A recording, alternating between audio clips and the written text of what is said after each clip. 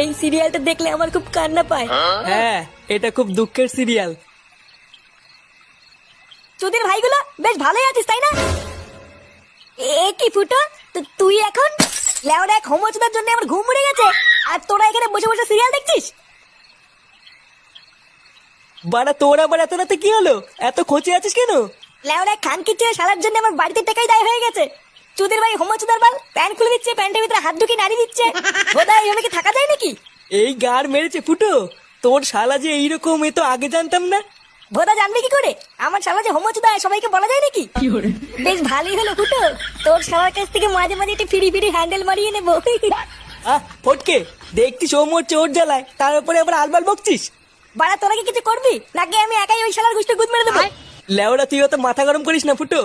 দাঁড়া, কাল সকালটা হোক, আমাকে একটু ভাবতে দে কি করা যায়, তারপর তো শালার ব্যবস্থা করছি।